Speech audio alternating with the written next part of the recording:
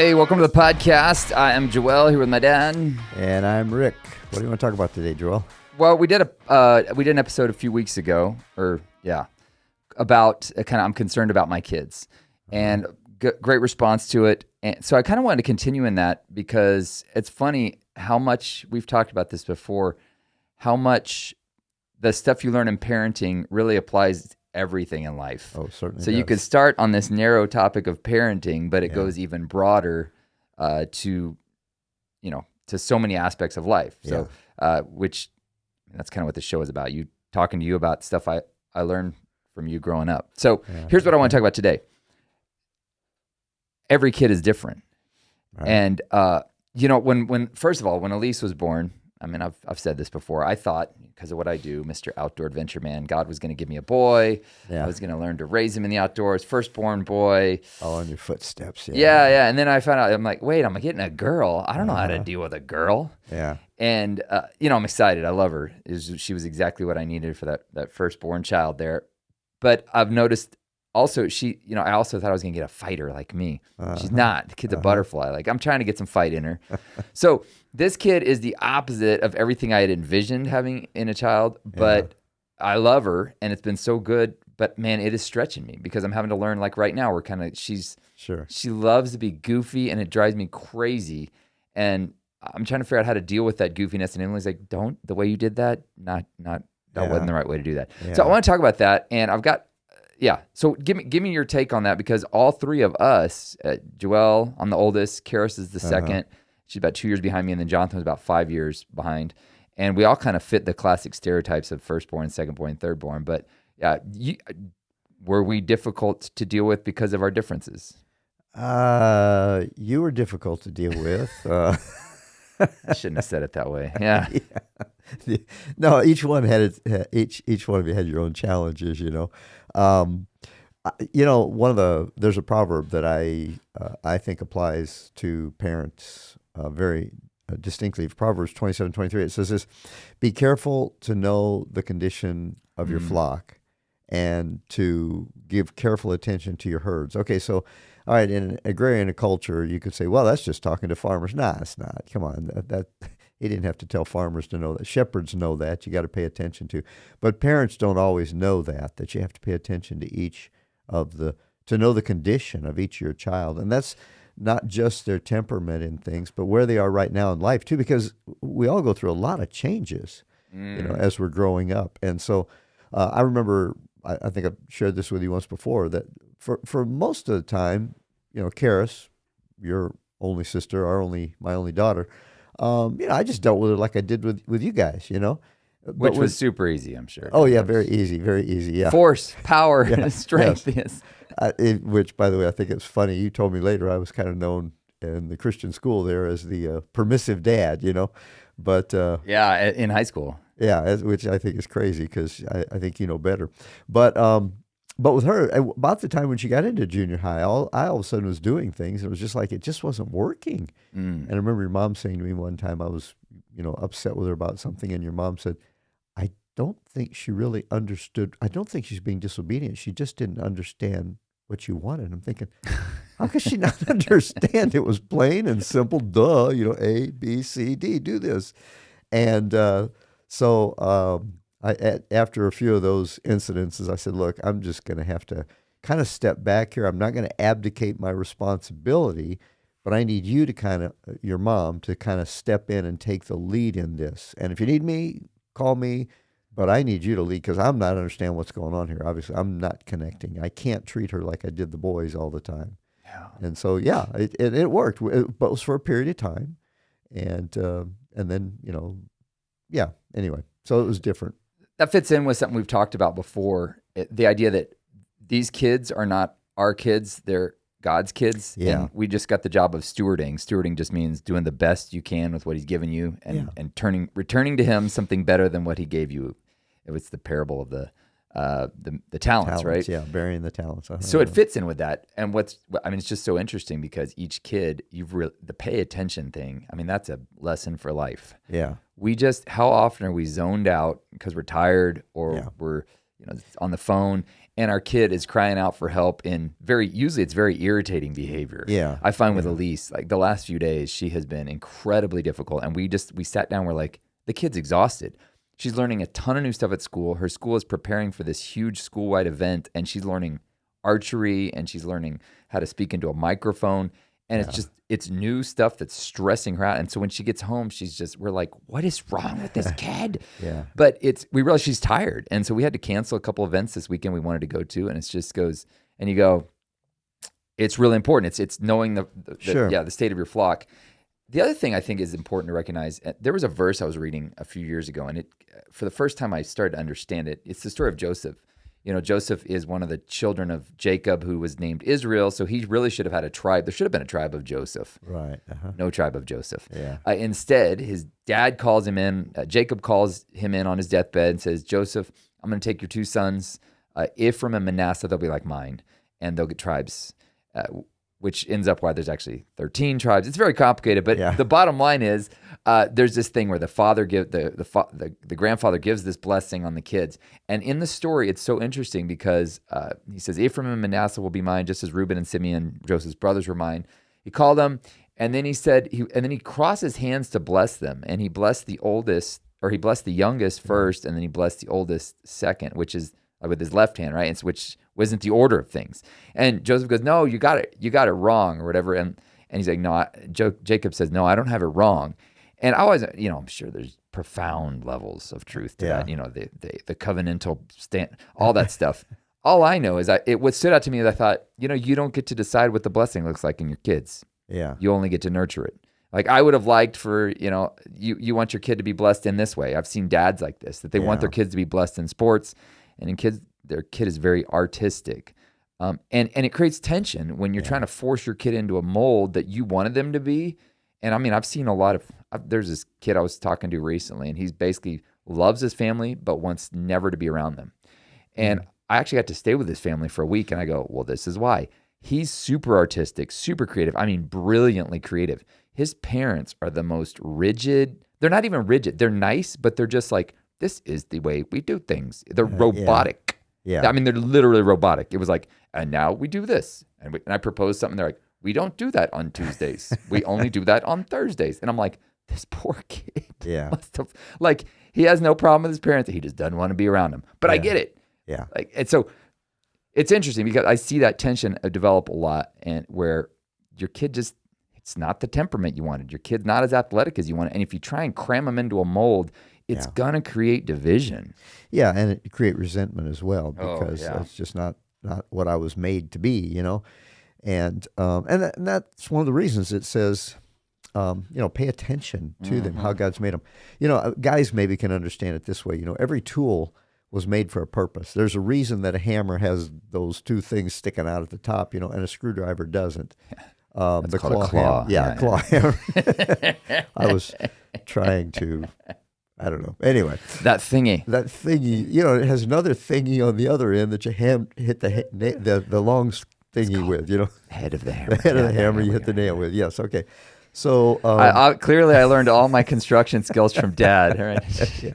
Yeah, remember, nails have 2 sides, one for one side of the house, the other for the other side of the house, right? Okay, anyhow, the point is that every tool was designed for a purpose, and it works best when it's accomplishing that purpose. You can use a screwdriver, as many of us have, to drive a nail into the wall, and you can't find the hammer. It's too much trouble to go out the garage. You just bang on it with a screwdriver. And you can do it, but it's a little dangerous. You're probably going to hurt something, hurt your hand, hurt the wall, something. And it's not the best way to do it, because a screwdriver wasn't designed for that. Real funny commentary. This morning, I needed to nail something in, and all I had was this mic stand, and it worked. It'll work. It wasn't pretty, but it worked. Yeah. So you can maybe get your kid to play football, is what we're saying, but you're probably going to damage something in the meantime. Or whatever. You can get your kid to be an artist if that's what you wanted, and he wants to go out and run around and get in the mud and play and bump up against his buddies, Either way, you could probably get it to work, but it's going to hurt something along the way.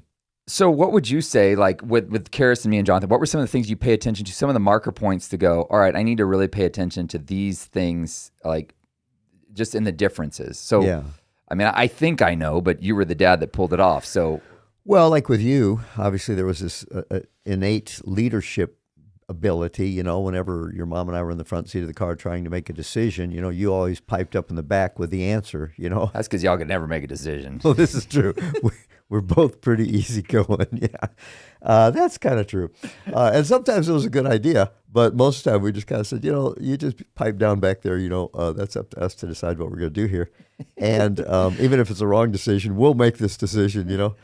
And we'll all suffer together. Exactly. Exactly. You'll learn from it. It'll build character in you, So, and I remember telling you a few times, maybe a number of times, that Joel, that leadership gifting within you will be a blessing if I don't kill you first. If you live long enough, it will be a blessing. That conversation after a lot of departures from leaving the principal's office, where you were called in to talk with little powwow with Joel, Dad, and the principal. Yeah. He was too easy on you, man. He should have come down harder and would have solved the problem sooner. Anyhow, neither here nor there. So, okay, for that, so that's an example with me. So that's one, yeah. I needed but here's the other thing. I need a heavy hand, but I also, I would surrender a lot quicker than some others in our family. You mean your mom? No, I had this deep sense of conviction. Like if you gave me a logical argument that this is not good, this isn't, especially if it's a sin or offense to God, I had a super sensitive conscience in that area. Yes, you did. Yeah. So I was easy in that way, but you also had to kind of come in strong with me. Yeah. Because you were a strong personality. So, and your sister, she was a strong personality as well. We're all strong personalities, aren't we? Yeah, in different ways. But she was more, artistic, and she really, the thing she really loved was dance, and getting into that. And so with her, again, like I said, I hit a wall. There were times when I hit a wall with her, and I just wasn't communicating, because it wasn't who I was. And I think that's one of the reasons that God, it's amazing that so many couples are opposites of each other. The old opposites attract. One's usually the talker and one's usually the listener. And one's usually more forceful, and the other one's more submissive, and that may be the husband, maybe the wife, and they may be forceful in certain areas and submissive in others. But the point is, typically, a husband and wife have different strengths and different weaknesses, and I think that's so that, one can step forward when the time is right to carry on in this particular area. Like I said, your mom stepped forward when I really wasn't understanding Karis and didn't really know how to deal with it. So let's talk about that. You're a single parent. Yeah. I have a lot that are listening. You don't have the luxury of having a dad to help, or maybe even a mom to help. And you're going, I'm at a loss here on dealing with my daughter or my son, because this does not compute in my female brain or my male brain. Yeah. Give us some suggestions on how to pay attention and what to do to supplement what you just don't have right now. Yeah. Well, first of all, I don't think a mom should try to be the dad, or the dad should try to be the mom. It's not going to work either. Again, you were designed in a certain way. The claw hammer works to pull nails out, but it's not going to work well with a screwdriver. Both have a function. And so I think you just need to be the best mom you can, be the best dad you can. And there is kind of I don't want to get too hyper spiritual on this, but I do believe there's a reality in this where the Lord said this. He said, I will be the father to the fatherless, and I will be a husband to the widow. And so if you're in a single parent situation like that, I think you can really lean harder on the Lord and count on him to come through. And I think a lot of the ways it's going to come through, it's not going to be some spiritual thing. It could be some angel appearing at night to talk to your son, but most likely he's going to send people into their lives that can influence him. So I would say get around godly people. Which those people hang out in church. Exactly. Yeah. Where do they hang out? Yeah. That's an interesting thing too, because there was a stat recently that came out. I think it was, whoever it is, Barna, that said the number one predictor of a kid staying in the body, like in the church after leaving the house, is if before the age of 16, someone kind of took them, besides the parent, took them under their wing, mentored them. I had that. That was David and Karen for me. Yeah. And they told me literally the same things you told me, but I would listen to them because they weren't mom and dad. And I think that's a blessing too. Like if you are a single parent and you're in the community, you're involved. And I'm not just talking about just showing up on Sunday. I'm saying get your family involved in serving. Yeah. Somebody's going to link up with them, and they may be able to fill that. It's not the complete fulfillment of the father role, but step in and go, man, God provided a male role model or a female role model for my daughter that I don't have right now. But knowing you've got to nurture the blessing, and I mean that's why it's so important. It's just the local church is the hope of the world. Yeah, I can't. 20 years ago, I wouldn't have. I heard people say that. I'm like, yeah, whatever. No, it literally is the hope of the world. As messed up as it is. It messed up. It is. Still, that community is where it's. Yeah. Yeah. I just echo what you said. We're not just talking about going to, and it may not be the church you grew up in. It may not be the church your parents attend. Yeah. You need to find a church that's ministering to your kids. That's super important. And you go, well, I hate this loud rock and roll music, and this is irreverent. But your kid, like, man, when we take to, at least there's a church around here that when we've got a Sunday where I'm not committed speaking somewhere, we'll take her there. She loves that place, and it's loud, it's chaotic, and I'm like, yeah, I literally need earplugs to deal with it. But man, you know what? I'd suck it up. Yeah, it's a small sacrifice. Yeah. When you realize you're ministering to kids, you're going to do okay. You'll make it, and when they get out on their own and they find a church of their own, then you can go back to your organ music if you like it. Your skating rink organ music, whatever. But at this point in time, one of the greatest sacrifices you can make is to find a church that's ministering to them. Their unique personality. Yes, and it might be one that has organ music. It might be one that's very liturgical, but find one that, first of all, where the pastor and the leadership care about the kids, that they're not just the off-scouring, like, okay, we got to do something for them, so put them back there and put on a video or something, And unfortunately, that may mean you're going to go, it doesn't necessarily mean, but it may mean you're going to be going to a larger church. Yeah. Because they've got the resources. They've got the resources. The pastor may have the vision for it in a smaller church, but you just don't have the ability to hire somebody who really gives full time to it. And so it's just you find somebody who has a heart for kids. Yeah. They may have a heart for kids, but they may not know anything about kids. Or you may find your kid does better in a small context. True. You'd rather go to a big church and you're like, the preaching here stinks. But my kid comes home every Sunday pumped full of Bible. And Yeah. I So it's not one or the other for sure. You can't guarantee, but you need to, and bounce around until you find one that your kid goes, Mom, we got to go back next week. Dad, we got to go back. I think the cool part about all this is it's really a picture of what God does for us. The older I get, the more I realize there is no formula for life. There is only revelation from the Holy Spirit. Jesus said that. He said, guys, I got a whole lot of truth I want to reveal to you, but you're just not ready for it now. I'm going to send the Holy Spirit. He's going to guide you in all truth as you're ready for it. And I think that's the blessing of it. He didn't leave us alone down here to figure it out. He left the Holy Spirit to guide us. And just like he deals uniquely with each one of us, he's given us the gift of the Holy Spirit to deal uniquely with each one of his children, which I mean, that's incredibly encouraging to me, because sometimes when you're at a loss, the best thing you can do is just go, all right, God, help. I need guidance. Send the Holy Spirit to guide me. And he said, if you lack wisdom, you can ask and he'll give it to you. And a final thing I want to say is that, many times you talked about how we want our kid to go this direction or be that, and we want them to be great and do something that's a great thing, and the greatest thing our kid can do is to do what God called him to do. And that may not be something that impacts big in society. It may not be something that society, cheers about and gives accolades for.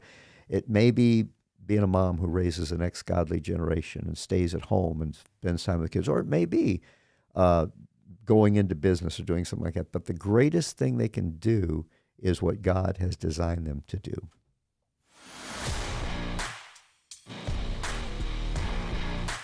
Thanks for listening. Please consider sharing this with your friends on the platform of your choice. For more from Joel Malm, visit joelmalm.com. For more from Rick Malm, visit rickmalm.com. Our podcast music was produced by Alex Burleson.